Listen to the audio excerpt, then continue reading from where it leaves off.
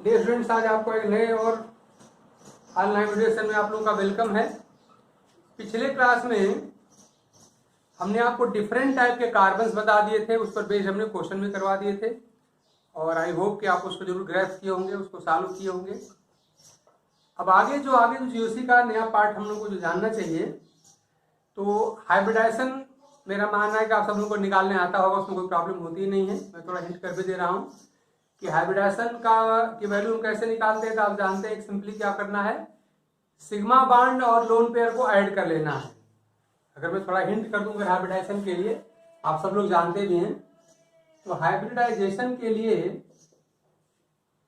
आप सिंपली क्या करिए कि असल में उसको स्टेरिक नंबर कहा जाता है। स्टेरिक नंबर ये निकाला जाता है और ये होता क्या है, ये होता है number of sigma bonds plus free lone pair.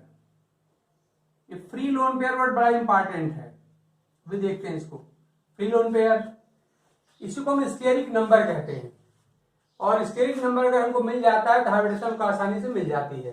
जैसे फॉर एग्जांपल याद रखिए, असल में जो स्टेरिक नंबर होता है वो नंबर ऑफ हाइब्रिड ऑर्बिटल को बताता है और आप जानते हैं नंबर ऑफ हाइब्रिड ऑर्बिटल अगर हमको मिल जाए तो हम हाइब्रिडेशन पता कर लेते हैं। तो मान लीजिए अगर स्टेरिक नंबर अगर मान लीजिए हमारा 2 अगर मिला तो हमारा हाइब्रिडेशन कौन सा होता है, sp होता है, आप सबको पता है। अगर ये नंबर अगर 3 हुआ तो हम लोग जानते हैं यहाँ पर sp2 हो जाता है और अगर ये नंबर अगर 4 होता है तो हम जानते हैं कि यहाँ पर sp3 टाइप का हाइब्रिडेशन होता है। और आप जानते हैं कार्बन में केवल यही 3 टाइप के हाइब्रिडेशन होते भी हैं, sp, sp2 और sp3। ये बात हम लोग जानते हैं। और एक बात हम और जानते हैं कि s और p में से s का शेप जानते हैं कि स्मॉलेस्ट होता है, इसका जो साइज स्मॉलेस्ट होता है। ये न्यूक्लियस के आप जानते हैं क्लोजेस्ट v ऑर्बिटल है, इसलिए जैसे जैसे s का प्रोपोर्शन बढ़ेगा आप जानते हैं कि जो इलेक्ट्रोनेगेटिविटी कार्बन की है वो बढ़ती जाती है। और आपको ये बात पहले से पता है कि अगर हम इलेक्ट्रोनेगेटिविटी की बात करें तो इलेक्ट्रोनेगेटिविटी हम सब लोग जानते हैं कि sp हाइब्रिडाइज्ड कार्बन जो होता है वो मोस्ट इलेक्ट्रोनेगेटिव होता है। नेक्स्ट कम्स sp2 और सबसे कम किसका होता है, sp3।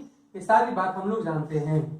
तो हम लोग को हाइब्रिडाइजेशन निकालने आता है, हम हाइब्रिडाइजेशन के बाद हम इलेक्ट्रोनेगेटिविटी हम लोग जानते हैं।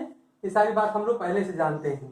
जैसे मान लीजिए फॉर एग्जाम्पल अगर मैं आपसे कह दूं कि हमारे पास कोई स्ट्रक्चर है CH3 और यहाँ पे मान कर दिया हमने CH double bond CH single bond CH2 और सिंगल बॉन्ड CH और डबल बॉन्ड अगर मैं कह दूं यहाँ पर आपका यहाँ पर फिर हमने CH कर लिया और यहाँ हमने मान लीजिए कर दिया यहाँ पे OH, ऐसे हमने कर लिया।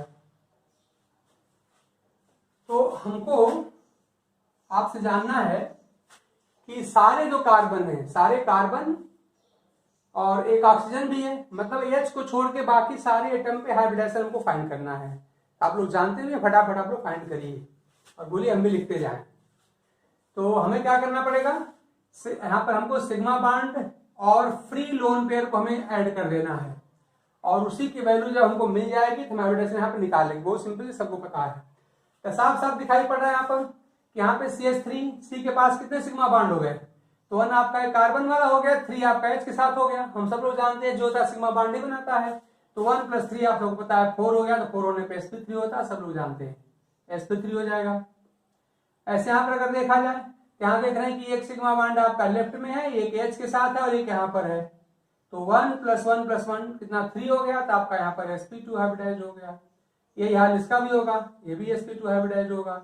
इसको भी आप जानते हैं, C के पास नंबर ऑफ सिग्मा बॉन्ड 4 हो गए, एक लेफ्ट में कार्बन कार्बन के साथ, एक राइट में कार्बन कार्बन के साथ और 2 H के साथ 4 हो गया, तो 1 + 1 और 2 H साथ 4 हो गया। 4 पे आप जानते हैं sp3 होता है। इसी तरह से यहाँ पर आएंगे तो सिग्मा बॉन्ड हमारे एक लेफ्ट में हो गया, एक H के साथ हो गया, एक डबल बॉन्ड में एक बॉन्ड सिग्मा होता है, आप जानते हैं। आप जानते हैं कि सिंगल बॉन्ड हो चाहे डबल बॉन्ड हो चाहे ट्रिपल बॉन्ड हो, सिग्मा बॉन्ड हमेशा एक ही होता है, आप सबको पता है। तो डबल में से एक सिग्मा एक पाई हो जाएगा, तो हमें सिर्फ सिग्मा चाहिए, तो 1 सिग्मा और एक H और सिग्मा 3 सिग्मा हो गए। 3 पे क्या होता है, sp2 होता है। अब आप जरा सा इस C को निकालिए, इसका वही हाल होगा, ये भी आपका sp2 ही हो जाएगा। अगेन 1 सिग्मा आपका ये भी हो गया और आपका एक H और सिग्मा यहाँ पर 3 सिग्मा हो गया तो आपका sp2 होगा। इस O का जरा आप हाइब्रिडेशन बताइए, OH में जो O है उसमें कौन सा हाइब्रिडेशन है?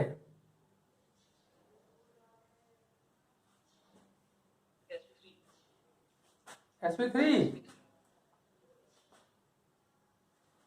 देख लो भाई sp3 है कि sp2 है कि क्या है। देखिए यही बात थोड़ा समझना था आपको। हमें क्या करना है, हमें खाली फ्री लोन पेयर को गिनना है, फ्री लोन पेयर को।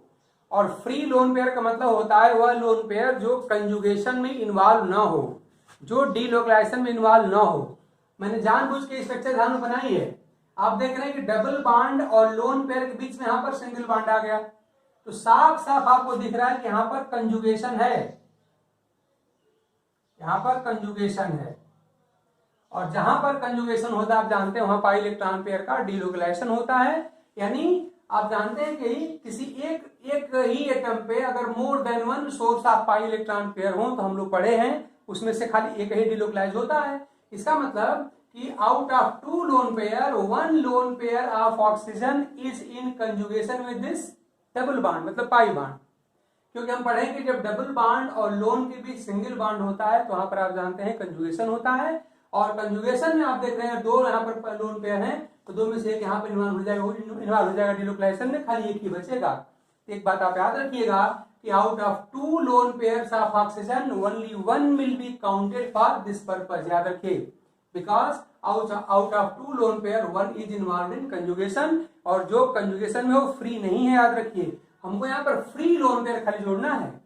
तो इस तरह से O के पास सिग्मा लोन पेयर कितने हो गए, तो O के पास एक सिग्मा आपका H के साथ हो गया, एक सिग्मा यहाँ दिख ही रहा है, और 2 लोन पेयर में से खाली एक लोन पेयर आप गिनेंगे, क्योंकि एक लोन पेयर यहाँ पे कंजुगेशन में इन्वॉल्व हो गया है। तो जो कंजुगेशन में इन्वॉल्व होगा उसको हम काउंट नहीं करेंगे, ये बात याद रखिएगा। तो इस तरह से सिग्मा बॉन्ड हो गया हमारा 2, लोन पेयर हो गया 1। हाँ बोलो। हाँ कंजुगेशन वाला टॉपिक एक बार फिर से समझा दीजिए, लोन पेयर का कंजुगेशन। अच्छा अभी मैं बता, हाँ इसको देख लो, अभी हम बता दे रहे हैं। तो अभी आप खाली एक रूल याद करो कि जब डबल बॉन्ड और लोन के बीच में सिंगल बॉन्ड आता है तो कंजुगेशन होता है, एक बॉन्ड कम से कम याद कर लो, अभी आगे भी दिखा दे रहे हैं सब। तो इस तरह से डबल बॉन्ड और लोन के बीच में सिंगल बॉन्ड आ गया तो आपका हो गया कंजुगेशन। और कंजुगेशन में आप जानते हैं कि कंजुगेशन में अगर एक ही एटम पे मोर देन 1 पेयर अगर लोन पेयर के होंगे तो उसमें खाली एक ही कंजुगेशन में जाता है, एक आपका नहीं जाता। तो जो कंजुगेशन में चला गया उसको हम काउंट नहीं करेंगे। इस तरह से यहाँ पे लोन पेयर जो फ्री लोन पेयर है उसके नाम पे खाली एक ही यहाँ लोन पेयर है, तो के पास सिग्मा बॉन्ड हो गया 1 and 1 2, और लोन पेयर हो गया खाली 1 and 3 होगा। और 3 होने पे क्या होता है, sp2 हाइब्रिडेशन होता है। तो इसको आप सब जानते थे, थोड़ा सा एक नया था, हमने बता दिया यहाँ पे sp2 टाइप का हाइब्रिडेशन है। तो मैं थोड़ा सा कंजुगेशन आप जो कह रहे हैं हम इसमें बताते फटाफट आपको कि कंजुगेशन की कौन कौन सी केस होती है। तो कंजुगेशन में हम सब लोग याद करिए पढ़े हुए हैं कंजुगेशन की कंडीशन में क्या क्या होती है। अगर हम बात करें आपसे कि conditions of conjugation, conditions of conjugation, तो याद रखिए इसकी सबसे बड़ी कंडीशन ये होती है कि there should be continuous availability of p orbital या एम्प्टी p ऑर्बिटल। ये लाइन आप याद रखो, there should be continuous availability of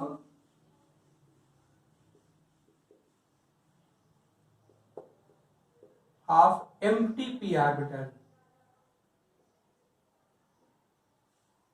ये लाइन बहुत इंपॉर्टेंट है, अभी हम आगे देखते हैं क्या क्या इसका इंपॉर्टेंट दिख रहा है। एक बात आप याद करिए, ये आपके लिए थोड़ी नई है चीज, और बाकी कंडीशन हम लोग स्ट्रक्चर पढ़े ही हैं। याद करिए हम लोग पढ़े कि जब कभी 2 डबल बॉन्ड के बीच में सिंगल बॉन्ड आता है तो कंजुगेशन, आपको सबको याद है, मैंने सब बताया था कि 2 डबल के बीच सिंगल बॉन्ड आने पर कंजुगेशन होता है। सेकंड कंडीशन हम लोग पढ़े थे कि अगर डबल बॉन्ड और ट्रिपल बॉन्ड के बीच सिंगल बॉन्ड आए तो भी कंजुगेशन होता है। फिर हम लोग पढ़े थे थर्ड कंडीशन में कि अगर डबल बॉन्ड और ऑड इलेक्ट्रॉन के बीच में सिंगल बॉन्ड आए तो भी कंजुगेशन होता है। और इसी तरह से हम लोगों ने पढ़ा था कि अगर डबल बॉन्ड और पॉजिटिव चार्ज के बीच में सिंगल बॉन्ड आए तो कंजुगेशन होता है। और इसी तरह से हम लोगों ने एक और कंडीशन पढ़ा था कि कि अगर डबल बॉन्ड और नेगेटिव चार्ज के बीच में सिंगल बॉन्ड है तो कंजुगेशन होता है, और एक कंडीशन और हम लोग पढ़े, याद करिए कि अगर double bond and lone pair के बीच में सिंगल बॉन्ड है तो भी कंजुगेशन होता है। ये बात हम लोग पढ़े थे, तो ये सारी बात आप याद रखिए। इसके बाद थोड़ा इसको ढंग से ध्यान दीजिए। अच्छा, एक बात करो, हमने आपको एक बात बताई थी, थोड़ा सा वो भी देख लीजिए। जैसे मान लीजिए हमने यहाँ लिख दिया यहाँ पर CH3 और CH, फिर यहाँ पे double bond CH, single bond C और ट्रिपल बॉन्ड मान लिया हमने कर दिया यहाँ पर C, फिर हमने कर दिया मान लिया यहाँ पर CH2, फिर यहाँ पे CH, double bond C, again double bond CH2, हमने ऐसे लिख दिया। कोई स्ट्रक्चर है।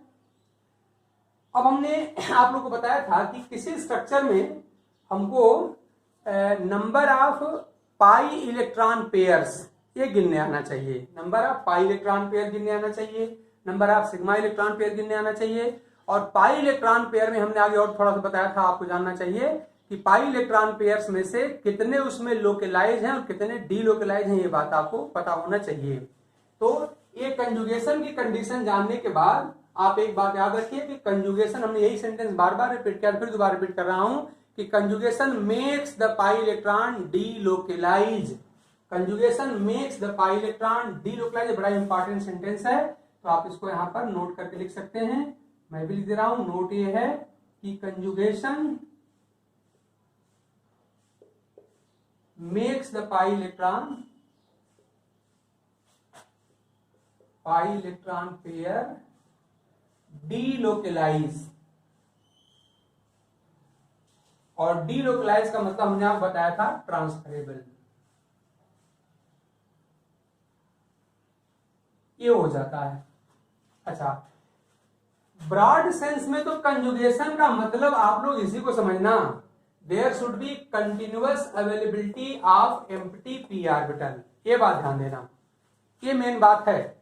जैसे मान लो अगर मैं आपको थोड़ा सा स्ट्रक्चर लिख रहा हूं, देखो ऐसा कि मैं यहां लिख रहा हूं, देखिए यहाँ पे CH3, फिर यहां पे लिख रहा हूं मैं O, और यहां लिख रहा हूं मैं B, और यहां लिख दे रहा हूं, मान लो मैंने यहां पर ऐसे लगा दिया H और H, ऐसे एक कोई स्ट्रक्चर मैंने लिख दिया। अब देखिए, अगर इस कंडीशन को अगर आप देखना चाहेंगे तो इनमें से कोई भी कंडीशन यहाँ पे फिट नहीं बैठ रही है, ध्यान देना। यहाँ पे कोई, जो हमने 6 कंडीशन लिखा है यहाँ पर, जनरली बुक्स में ही लिखा मिलता है आपको, थोड़ा सा कुछ और जाके बात करनी पड़ेगी। मतलब इस समय अब टीचर की रिस्पॉन्सिबिलिटी है कि वो अब अपने लेवल से स्टडी करे और आपके IIT एडवांस तक में जितने प्रॉब्लम पूछे जाते उसका मेंटर वो इकट्ठा करे थे, हमारी रिस्पॉन्सिबिलिटी, और मैंने वो सब किया है और आपको मैं समय से बता दूंगा, आपको परेशान होने की जरूरत है नहीं। तो इतनी कंडीशन जो आप जानते हैं, इनमें से तो इसका काम नहीं बनने वाला है, क्योंकि आप देख रहे हैं कि हमने पढ़ा है कि लोन पेयर और डबल बॉन्ड के बीच में सिंगल बॉन्ड आए तो कंजुगेशन होगा, या बहुत कह सकते हैं कि लोन पेयर और ट्रिपल बॉन्ड के बीच सिंगल बॉन्ड आए तब कंजुगेशन होगा, ऐसा आप कह सकते हैं। क्या ये भी कह सकते हैं, याद करिए हमने आपको source of pi electron pair बताया था, source of pi electron pair, sources of pi electron pair जो हम लोग पढ़े थे, याद करिए, तो उसमें आपको बताया गया था कि सारे जो पाई बॉन्ड्स होते हैं वो सोर्स होते हैं। तो जैसे मान लीजिए आपका डबल बॉन्ड हो जाए, चाहे ट्रिपल बॉन्ड हो जाए, या नेगेटिव चार्ज हो जाए, या लोन पेयर हो जाए, यही सब sources of pi electron pair होते हैं।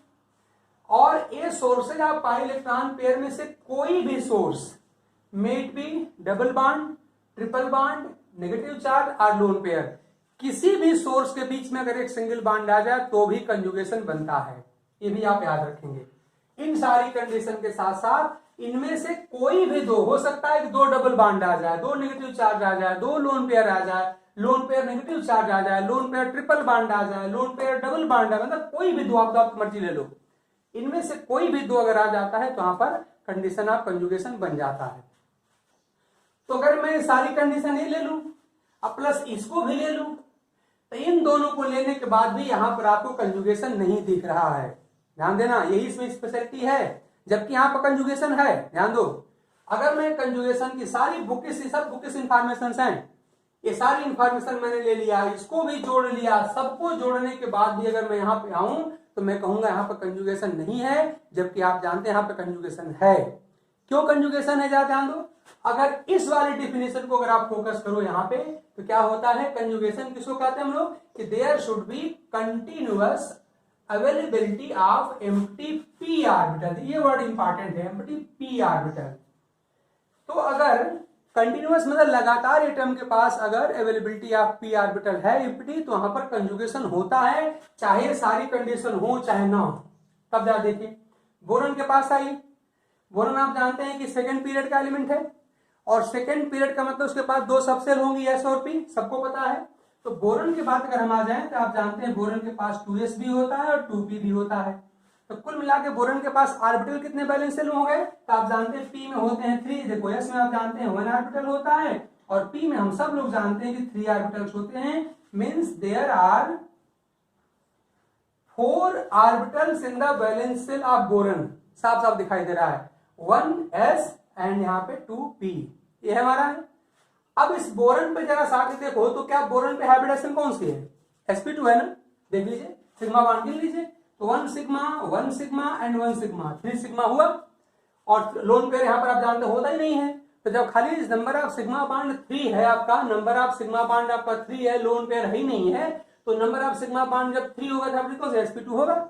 इसका मतलब कि बोरॉन पर यहाँ पे याद रखिए केवल sp2 टाइप का हाइब्रिडेशन है, और जब बोरॉन पे हाइब्रिडेशन sp2 हुआ, इसका मतलब कि आपका s का 1 और p के 2, यही तो दोनों इन्वॉल्व हुए हैं खाली। अभी भी आप देख रहे हैं आपके पास बोरॉन के पास एक p एम्प्टी ऑर्बिटल प्रेजेंट है, तो आप कह सकते हैं यहाँ पर, अगर मैं थोड़ा सा और क्लियर कर लूं, मैं कलर थोड़ा बदलता हूं, देखो यहाँ पर बोरॉन के पास एम्प्टी p ऑर्बिटल है, ध्यान दीजिए एम्प्टी p ऑर्बिटल है। और आप देख रहे हैं अपनी ऑक्सीजन पे आ जाइए, ऑक्सीजन पे कौन सा यहाँ पर हाइब्रिडेशन है, यहाँ भी गिन लीजिए आप कि लेफ्ट में एक सिग्मा हो गया, राइट में एक सिग्मा हो गया। और आप देख रहे हैं कि आप जानते हैं कि जब कभी भी लोन पेयर और एम्प्टी पी ऑर्बिटल, याद रखो इन सारी कंडीशन में से एक नई कंडीशन आपको यहाँ पे समझना पड़ेगा कि इन सारी कंडीशन के अलावा भी एक और कंडीशन है, वो क्या है कि source of pi electron pair ये और एम्प्टी पी ऑर्बिटल, ध्यान दो इनमें से कोई हो और एम्प्टी पी ऑर्बिटल हो, अगर इनके बीच में सिंगल बॉन्ड आएगा तो भी कंजुगेशन होगा, ये बात समझना है। और ये बात कहां से मिलेगी आपको, इस डिफिनेशन से मिलेगी कि there should be continuous availability of empty p orbital, empty p orbital, ध्यान दीजिए। तो क्या आप बताओ क्या O के पास हाइब्रिडेशन कौन सी है, तो आप देखिए जब आपका यहाँ पर O B के साथ कंजुगेशन में है, और क्यों कंजुगेशन में, हम लोग पढ़ेंगे जब सोर्स ऑफ पाई इलेक्ट्रॉन और एम्प्टी पी ऑर्बिटल के बीच में सिंगल बॉन्ड आता है तो भी कंजुगेशन होता है। ये बात नहीं है आपके लिए, जरूर याद रखिए, मैं फिर बार बार रिपीट कर रहा हूं, ध्यान दीजिएगा कि जब कभी सोर्स ऑफ पाई इलेक्ट्रॉन मतलब लोन पेयर या इनमें से कोई भी सोर्स ऑफ पाई इलेक्ट्रॉन और एम्प्टी पी ऑर्बिटल के बीच में अगर सिंगल बॉन्ड होगा तो वहां भी कंजुगेशन होता है। मींस ऑक्सीजन का जो लोन पेयर है वो बोरॉन के एम्प्टी ऑर्बिटल के बीच कंजुगेशन में है, और जब ये कंजुगेशन में है तो क्या हम अपना जो स्टेरिक नंबर निकालते समय क्या मैं O के दोनों लोन पेयर काउंट करूंगा, नहीं, तो ये आप जानते हैं कि out of 2 lone pair 1 is involved in conjugation, therefore only 1 is now free. और हमारे फार्मूला में क्या है कि स्टेरिक नंबर किसके इक्वल होता है, तो होता है number of sigma bond plus free, ये वर्ड बहुत इंपॉर्टेंट, फ्री लोन पेयर, सारे लोन पेयर नहीं, ओनली फ्री लोन पेयर। और फ्री लोन पेयर कौन होते हैं कि सारे लोन पेयर में से अगर आपका अगर वो लोन पेयर कंजुगेशन में होगा तो एक को हटाइए, एक तो आपका चला जाएगा कंजुगेशन में, एक को छोड़ के गिनना पड़ेगा। तो इस तरह से अगर मैं O के पास अगर सिग्मा बॉन्ड गिनता हूं तो एक राइट में है, एक लेफ्ट में है, और एक ही लोन पेयर यहाँ पर फ्री है, तो स्टेट नंबर कितना बना, 3 बना। और 3 होने का मतलब O के पास कौन सा हाइब्रिडेशन है, O के पास भी आपका याद रखिए यहाँ पर sp2 हाइब्रिडेशन ही है, O के पास भी यहाँ पर sp2 हाइब्रिडेशन भी है। और आप जानते हैं ऑक्सीजन भी किस पीरियड का है, सेकंड पीरियड का है, और सेकंड पीरियड का अगर एलिमेंट है तो बोरॉन की तरह आप जानते हैं ऑक्सीजन के पास भी 1 यहाँ पे 1 यहाँ पर s ऑर्बिटल होगा और 3 यहाँ पे p ऑर्बिटल्स होंगे। इसका मतलब O के पास भी 4 ऑर्बिटल होते हैं वैलेंस सेल में एक, और इस तरह से O के पास भी एम्प्टी p ऑर्बिटल हुआ। O के पास यहाँ पे देखो यहाँ पर एम्प्टी p ऑर्बिटल्स हैं इस तरह से, तो आप याद रखिए कि यहाँ पर भी कंजुगेशन होगा, इस कंडीशन को स्पेशली आप याद रखिएगा। और इस तरह से इसके लोन पेयर का यहाँ पर याद रखो, इसके एम्प्टी p ऑर्बिटल में यहाँ पर ट्रांसफर होगा, इस बात को स्पेशली आपको यहाँ पर समझना है कि जो स्ट्रेट फॉरवर्ड कंजुगेशन की कंडीशन लिखी रहती है उतने से खाली काम नहीं चलता है। आज के क्लास में आपको एक नई बात हमने बताया, ये सेंटेंस याद रखो कि कंजुगेशन की कंडीशन क्या होती है। तो ये सारी कंडीशन तो हर जगह है, आप जानते भी हैं। इस नई बात को आप अडॉप्ट करिए, ढंग से याद करिए कि अगर एम्प्टी पी ऑर्बिटल लगातार कंजुगेशन लगातार अवेलेबल है तो उस कंडीशन में यहाँ पर कंजुगेशन होगा। और इसका बेस्ट एग्जांपल आपके सामने यहाँ पर है। यहाँ पर देख रहे हैं इनमें से कोई भी कंडीशन यहाँ फुलफिल नहीं हो रही है, फिर भी यहाँ पर कंजुगेशन है, क्योंकि बी के पास भी आप देख रहे हैं एम्प्टी पी ऑर्बिटल्स हैं और आप देख रहे हैं ओ के पास भी एम्प्टी पी ऑर्बिटल है, साथ में आप लोन पेयर भी है। और इस तरह से source of pi electron pair हुआ और इस सोर्स ऑफ पाई इलेक्ट्रॉन को हम एम्प्टी पी में ट्रांसफर कर देंगे, यानी यहां पर भी transfer of pi electron pair होगा। तो आप लोग इस बात को समझ गए? जल्दी बताओ क्यों है, ध्यान दो, अगर डाउट हो तो बताओ, फिर हो जाएगा नहीं? इसका मतलब कि इस लाइन को आप आज के लिए पंचिंग लाइन हम लोग यही होगी, यही बात हम नया सीख रहे हैं। बाकी 11th में हमने आपको सारी बातें ढंग से बताई थी, कोई नया नहीं था, सब कुछ आपका रिवीजन हो रहा था। ये हमने नई बात बताई और इसी बात पर आप फोकस करेंगे। तुम्हारे ख्याल में कंजुगेशन में कोई डाउट आपको होना नहीं चाहिए। चलिए थोड़ा सा मैं हाइब्रिडेशन की एक और केस ले लूं ताकि आप लोगों का डाउट न रहे। अच्छा बताओ, अब तो किसी को डाउट नहीं ना कि इस ओ पे sp2 है कि sp3 है। अगर आप फार्मूला यूज करोगे number of sigma bond plus lone pair, अगर ये फार्मूला देखो बुक्स में यही लिखा हुआ है, number of sigma bond plus lone pair, और अगर number of sigma bond plus lone pair अगर हम करेंगे तो सिग्मा बॉन्ड हमारे पास 2, लोन पेयर हमारे पास 2, 2 + 2 हो जाएगा 4, और 4 हाइब्रिडेशन कौन सा हो जाएगा? sp3 यहां पर हो जाएगा, ध्यान देना। इसलिए ध्यान देना है कि नंबर ऑफ लोन पेयर नहीं, number of free lone pair लेना है, फ्री लोन पेयर। और फ्री लोन पेयर मतलब क्या हुआ कि वह लोन पेयर जो कंजुगेशन में इन्वॉल्व नहीं है, जो डिलोक्लाइजेशन में इन्वॉल्व नहीं है, उसी को खाली लेना है। आप देख रहे हैं कि out of 2 loan pair of oxygen 1 is involved in conjugation with this empty p orbital of boron. याद रखो, इन 2 लोन पेयर में से एक जो लोन पेयर है इस बी के एम्प्टी पी ऑर्बिटल के साथ कंजुगेशन में इन्वॉल्व है, और जो कंजुगेशन में इन्वॉल्व हो गया वो फ्री लोन पेयर नहीं होता। तो 2 में से खाली एक ही हमारा फ्री लोन पेयर हुआ। तो फार्मूले में स्टेट नंबर क्या है कि number of sigma bond plus free lone pair. तो आप देख रहे हैं सिग्मा बॉन्ड हमारे पास ओ के पास 2 है, एक लेफ्ट में है एक राइट में है, और एक ही लोन पेयर यहाँ बस फ्री है। तो इस तरह से आपका स्टेट नंबर केवल यहाँ पर 3 बना, और 3 होने पर sp2 हाइब्रिडेशन आप जानते हैं होता है। तो ये बड़ी इंटरेस्टिंग चीज थी, आप इसको ढंग से याद रखेंगे। चलिए आगे हम बढ़ते हैं, थोड़ा सा एक आध केस हम आपको और दे रहे हैं हाइब्रिडेशन।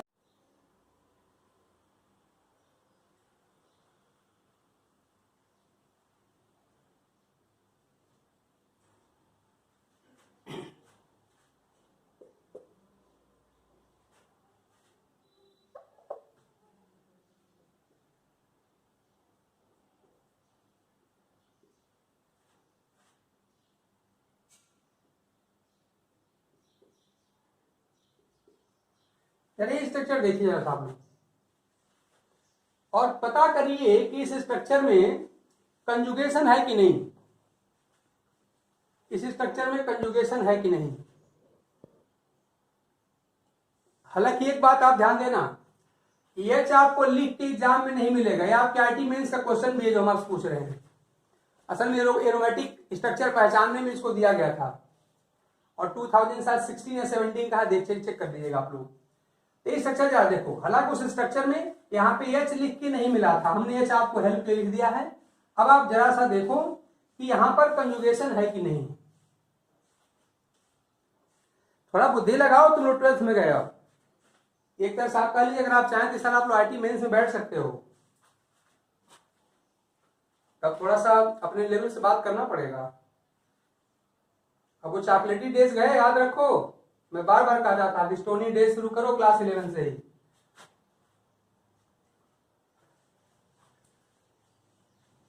बोलो भाई जल्दी बोलो, कोई जल्दी बोलो, टाइम मत लगाओ, तुम लोग का टाइम बहुत कम रहता है इसमें।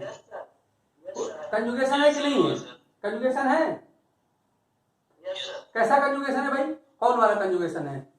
डबल बॉन्ड भी सिंगल बॉन्ड, डबल और ट्रिपल के भी सिंगल, कौन सा है? और lone pair, yes yes very good. तो देखो अब हमको यहाँ पे लोन, मैंने तो कहा कि एच भी नहीं लिख के मिला था क्वेश्चन में भैया, एच तो हमने अपनी तरफ से लिख दिया थोड़ा हेल्प करने के लिए, वहां तो बस ये सब खाली स्केलेटन बस लिखा था। सही से कहूँ यहाँ पे एच नहीं लिखा था एग्जाम में आपके, वो तो मैंने हेल्प करने के लिए आपको एच लिख दिया है, थोड़ा सा हेल्प कर दिया जाए। लेकिन हाँ लोन पेयर और एम्प्टी कोई नहीं बताएगा, आपको जानना पड़ेगा।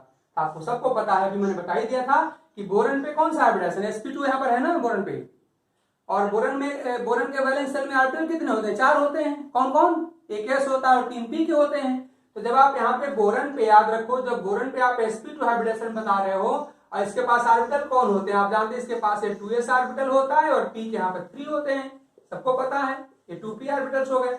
तो जब आप यहाँ पर sp2 हाइब्रिडेशन ही केवल है तो खाली यही तो बस आपके हाइब्रिडेशन में इन्वॉल्व होंगे sp2 के लिए, आपका एक p यहाँ पर एम्प्टी बच जाएगा बिल्कुल। इसका मतलब हमको ढंग से समझना है कि बोरन के पास यहाँ पर एम्प्टी p ऑर्बिटल्स हैं, और n के पास आप जानते हैं कि n के वैलेंस शेल में कितने होते हैं? 5 इलेक्ट्रॉन्स होते हैं, और 5 इलेक्ट्रॉन में से आप n कितना n खाली 3 ही बांड तो बनाया, देखो एक h के साथ बनाया है, एक इस b के साथ बनाया, एक इस b के साथ बनाया हुआ है। तो out of 5 electrons of nitrogen only 3 has been utilized in the formation of 3 bonds, 3 single bonds, 1 NH bond, 1 NB bond, 1 NB bond, 3 खर्च हुआ तो 2 बच गए ना। इसका मतलब हमारे n के पास लोन पेयर है, और लोन पेयर आप कहीं दिखा सकते हो, मन करे ऊपर दिखाओ, नीचे दिखाओ, बगल में दिखाओ, कहीं दिखाओ, सब दिखाया जाता है। इसका मतलब सारे n जो हमारे हैं यहाँ पर, सारे n के पास हमारे लोन पेयर है, ये बात आपको नहीं भूलना है। और सारे b के पास हमारे पास एम्प्टी ऑर्बिटल है। तो इस तरह से आप क्या कर सकते हैं कि हमारे b के पास यहाँ पर हम दिखा सकते हैं कि b के पास यहाँ पर है, यहाँ पर एम्प्टी p ऑर्बिटल, सारे b के पास यहाँ पर है एम्प्टी p ऑर्बिटल, और n के पास यहाँ पर है लोन पेयर। इसका मतलब यहाँ पे कंजुगेशन है between loan pair of nitrogen and empty p orbitals of boron. तो इस तरह से इसके एम्प्टी p ऑर्बिटल में आपका इलेक्ट्रॉन ट्रांसफर हो जाएगा। तो आप देख रहे हैं कि देखिए यहाँ पे कंजुगेशन कंजुगेशन कंजुगेशन, पूरा कंप्लीट कंजुगेशन यहाँ पे सब दिखाई पड़ रहा है आपको। और आप जानते हैं कि जब कोई कंपाउंड आपका साइक्लिक होता है और पूरा 360 डिग्री का मतलब कंप्लीट सर्किल का अगर वहां पे कंजुगेशन होता है, रेजोनेंस होता है, तो आप जानते हो कंपाउंड आपका एरोमेटिक होता है। असल में इसका नाम है इनऑर्गेनिक बेंजीन है, ये ध्यान दीजिए, इसको हम इनऑर्गेनिक बेंजीन कहते हैं, बड़ा इंपॉर्टेंट कंपाउंड है, इनऑर्गेनिक बेंजीन है ये।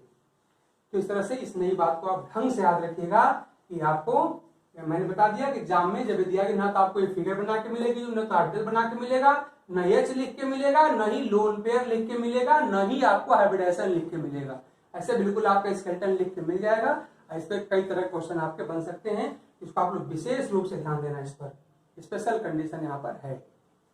चलिए एक और क्वेश्चन लेते हैं।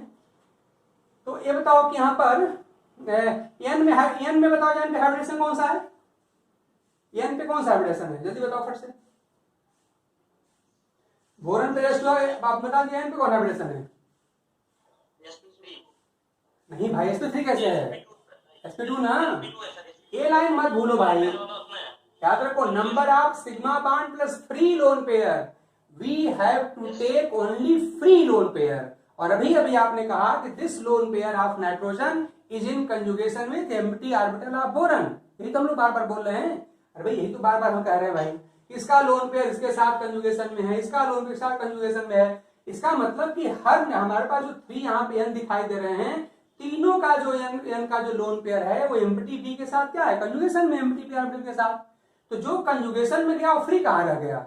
इसका मतलब कि जब स्टेरिक नंबर आप निकालते हैं तो उस समय आपको ये फार्मूला देखो, मैं इस वर्ड पे बार बार जोड़ रहा हूँ, आप लोग समझ नहीं पा रहे हो, फ्री वर्ड पे मैं ज्यादा जोड़ दे रहा हूँ, फ्री पे मैं, not lone pair but free lone pair. और फ्री लोन पेयर वो लोन पेयर होते हैं जो कंजुगेशन में इन्वॉल्व नहीं होते। मैं बार बार बोल रहा हूँ, मैं क्यों गलती कर रहा हूँ बार बार?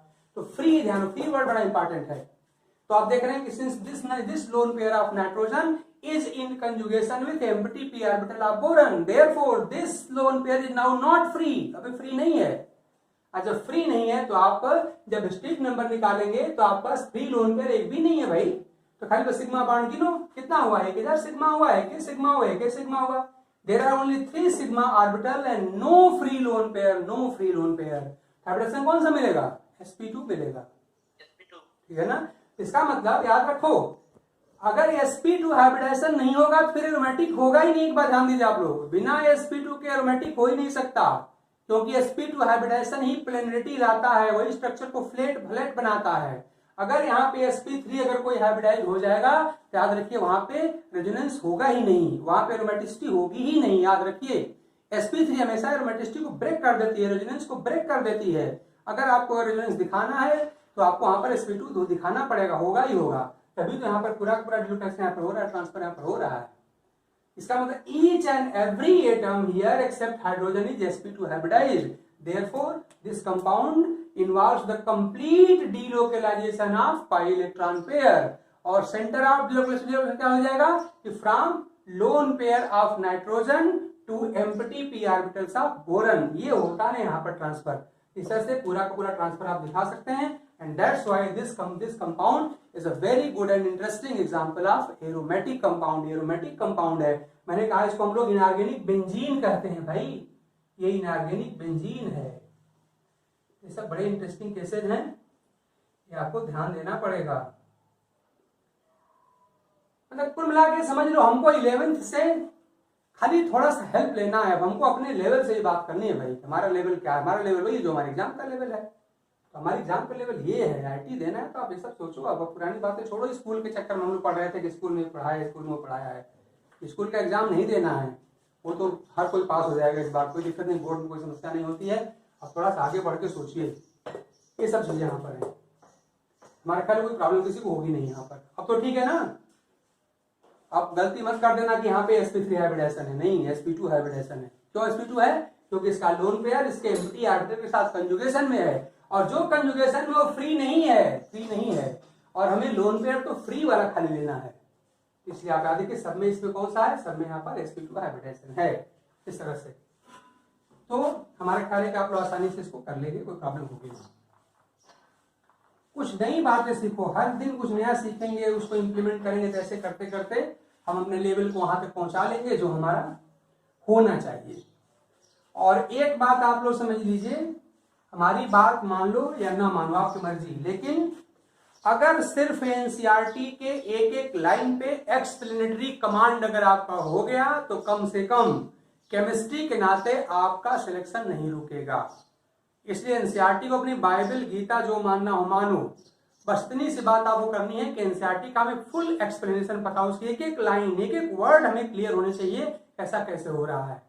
दुनिया भर की फालतू बात तो उसको मतलब है वो नहीं, दुनिया भर का बकवास पढ़ने की जिम्मेदारी आपके टीचर की है। वो टीचर अपना खूब पढ़े, मैट्रिक कलेक्टर के लिए सारी बात आपको बताए, और प्रूफ के लिए सिर्फ 4 बुक्स आप रखो केमिस्ट्री की, 2 फ्रॉम क्लास 11, 2 फ्रॉम क्लास 12, और जिस साल का सबसे अधिक डिफिकल्ट पेपर है वो पेपर हमको बता दो, और देखो आपके सेक्शन भर का मैटर वहां से मिल जाता है कि नहीं मिल जाता है। तो मैटर के लिए आपके एनसीईआरटी मोर देन सफिशिएंट है, बस यही वहां पे जॉटिंग की गई है, शॉर्ट में लिखा गया है, उसी को टीचर आपको ढंग से एक्सप्लेन कर दे, कुछ एक्स्ट्रा एग्जाम्पल जोड़ के, क्योंकि इतनी ढेर सारी बातें आपके एनसीईआरटी में हालांकि नहीं है, तो काम टीचर का है। तो टीचर का अपना थोड़ा सा अपना एक्सपीरियंस है, अपना अलग से नॉलेज टीचर इकट्ठा करे और उसके बाद आपको बताए, तो आप उस पर फोकस करिए, बाकी अपने क्वेश्चन सॉल्व करते रहिए, सेक्शन आपका हो जाएगा, इसमें कोई रोक नहीं सकता। अब देखिए आगे, अगर मैं एक एग्जाम्पल लेता हूं,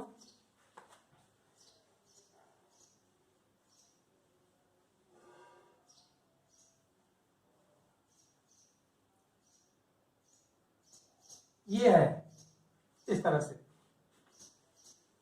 तो आप जरा बताओ कि यहां पे continuous conjugation through out the ring, यानी कि 360 डिग्री का रेजोनेंस यहां पर है कि नहीं। ये कंपाउंड आपका पिरिडीन है, ये पिरिडीन होता है इसका नाम। हाँ, एक बात आप और याद रखिएगा कि आप लोग कॉमन नेम्स भी याद करना शुरू कर दो भाई, क्योंकि स्ट्रक्चर ना देकर खाली पिरिडीन लिख करके आपसे क्वेश्चन पूछ लिया जाएगा। तो पिरिडीन क्या होता है ये हमको पता होना चाहिए। टीचर आपको पहले स्ट्रक्चर लिख के फिर नाम लिख के बता रहा है, नहीं, आपको ऐसा नहीं करना है। आपको बस पिरिडीन लिख दिया, बस आप जान जाओ पिरिडीन है, या ये लिख दिया जान जाओ पिरिडीन है। तो दो में से किसी एक से पिरिडीन का हमको यहाँ पर समझ आनी चाहिए। जल्दी बताओ फिर से कि क्या यहाँ पे 360 डिग्री का यहाँ पर कंजुगेशन या रेजोनेंस है कि नहीं, 360 डिग्री का। और उसके लिए पुरानी कहानी छोड़ो, नई कहानी सुनो। नई कहानी क्या है कि there should be continuous availability of empty p orbital, there should be continuous availability of empty p orbital. तब देखो क्या सारे एटम पे, यहाँ पर आपका नाइट्रोजन बाकी नहीं जानते हैं, जहां कुछ ना वहां पे कार्बन बना रहता है, तो क्या इन सारे जो कार्बन पे कार्बन है और यहाँ पे नाइट्रोजन है, क्या यहाँ पे सभी पे sp2 हाइब्रिडाइजेशन है? क्योंकि जब sp2 हाइब्रिडाइजेशन होगा तभी आपको एक ऑर्बिटल जो है वो एम्प्टी मिलेगा, क्योंकि बैलेंस सेल में आप जानते हैं सेकंड पीरियड में एक होता है s और 3 होते हैं p, कुल 4 हुए, तो 4 में से अगर sp2 होगा तभी तक आपका p एम्प्टी बचेगा। तो चेक करो सबके पास यहाँ पर sp2 है कि नहीं, और अगर नहीं होगा तो फिर अगर नहीं होगा तो 360 डिग्री का यहाँ रेजोनेंस नहीं मिलने वाला है।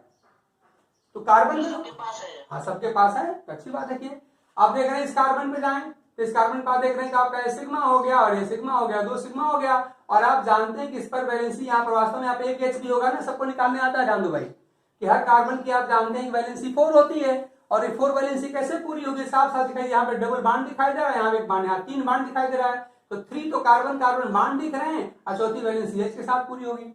इसका मतलब कि यहाँ पे सिग्मा बांड कितने हो गए, तो 1 और एक एच वाला 1 2 और एक वाला 3 सिग्मा बांड हो गए। लोन पेयर कोई यहाँ पर है नहीं, तो 3 पे सबको पता है कि sp2 होता है, ये सबको पता है।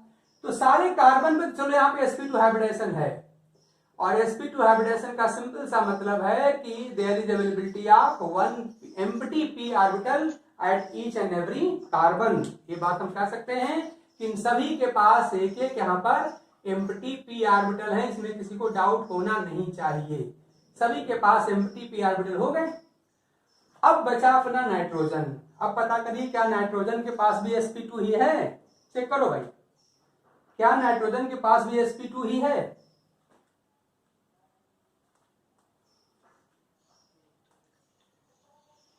सारे कार्बन पर तो है, क्या n पर भी sp2 है? sp2 है ना। अच्छा बताओ कि n के साथ H रहेगा कि नहीं रहेगा? n के साथ H रहेगा कि नहीं रहेगा? नहीं रहेगा ना, क्योंकि आप जानते हैं कि n के पास जब लोन पेयर की वैलेंसी यहाँ पे 3 ही होगी, तो इधर डबल बांड है और इधर एक सिंगल बांड है, तो n की वैलेंसी पहले सेटिस्फाई हो गई है। इसका मतलब कि n के पास यहाँ पर कोई भी आपके सामने दिखाई पड़ रहा है कि n के पास यहाँ पर कोई H यहाँ पर नहीं है, ये बात आपको याद रखना है। तो इस तरह से n के पास यहाँ पर क्या है, एम्प्टी p ऑर्बिटल है, n के पास यहाँ पर एम्प्टी p ऑर्बिटल है, ये हम लोग बता सकते हैं।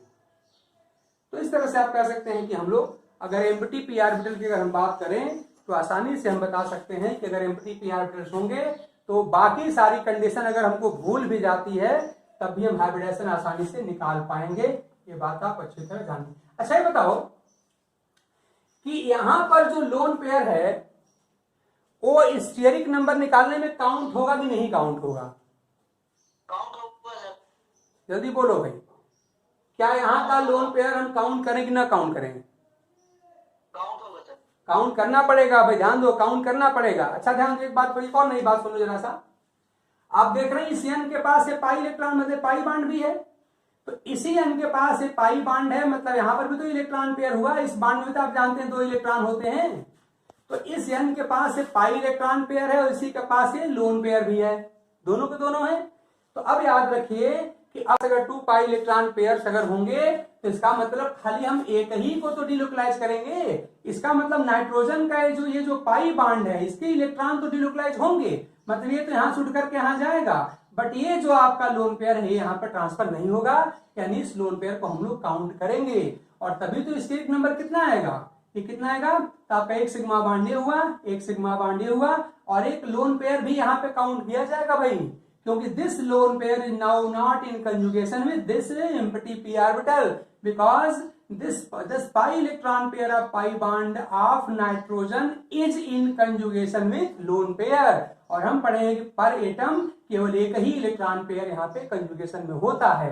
तो अगर n के पास का आपका लोन पेयर है और n का ही तो भी आपका पाई बांड है, तो इसी का इलेक्ट्रॉन पेयर यहाँ पे कंजुगेशन में जाएगा, ये कंजुगेशन में नहीं जाएगा। और एक बात और आप जानते हैं, कंजुगेशन में जाने के लिए प्लेनर होना चाहिए, और आप जानते हैं कि जो लोन पेयर वाला है, जो नाइट्रोजन लोन पेयर है, वो इस sp2 हाइब्रिड ऑर्बिटल के साथ प्लेन में नहीं है। याद रखो कि sp2 हाइब्रिड ऑर्बिटल के साथ ये क्या है, परपेंडिकुलर होता है, क्योंकि आप जानते हैं px, py और pz, याद रखिए ये फिगर आपको सबको पता है, ये तीनों जो ऑर्बिटल्स होते हैं उसके परपेंडिकुलर होते हैं ना, तो मान लो अगर हमारा एक हम का देख चलो हमारा px हो गया, इसको मैं py कह दूं, इसको मैं pz कह दूं, तो मान लीजिए px और py तो यहाँ पर हाइब्रिडेशन में लग गया, sp2 हाइब्रिडेशन में, तो आपका pz बचा हुआ है। तो pc pz में आपका लोन पेयर है, और जो लोन पेयर आपका pz में है तो pz तो इनके साथ परपेंडिकुलर है, यानी कि प्लेन में ही नहीं है।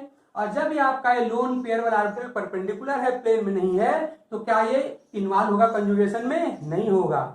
तो दो बात आप समझ लो। अगर एक तरीका समझना हो समझ लो कि भाई n के पास दो इलेक्ट्रॉन पाई इलेक्ट्रॉन पेयर थे, one in the form of this pi bond and one in the form of lone pair, और out of two lone pair, two pi electron pair, only one will take part in conjugation. तो दो में से खाली एक हमारा conjugation में गया। और थोड़ा और डिटेल करना हो तो आप क्या समझेंगे कि n का जो लोन पेयर होता है ये pz में होता है, और यहाँ पे जो sp2 हाइब्रिडेशन है इसमें px और py इन्वॉल्व हुए हैं। तो px py और pz में आप जानेंगे कितने का होता है? जानते हैं 90 डिग्री का होता है, परपेंडिकुलर होता है। तो जिस प्लेन में px py है उस प्लेन में हमारा pz नहीं है।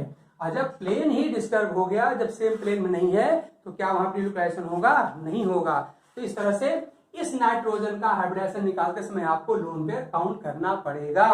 तो इस तरह से इसके पास सिग्मा कितने हो गए? 10 के लेफ्ट में एक सिग्मा हुआ, राइट में एक सिग्मा हुआ, और एक लोन पेयर भी गिना जाएगा इस बार। तो इस तरह से 1 + 1 अब +1 पर 3 हुआ, और स्टेप नंबर 3 होने पर आप जानते हैं sp2 हाइब्रिडेशन होता है। तो इस तरह की बात आपको यहाँ पे ध्यान देना चाहिए, और तभी जाकर के आप सही हाइब्रिडेशन की काउंटिंग कर पाएंगे। तो इस तरह से कंजुगेशन, डिलोकलाइजेशन किस तरह से हाइब्रिडेशन को अफेक्ट करता है, प्लेन कैसे अफेक्टेड होती है, मैंने आपको सारी बात बता दिया।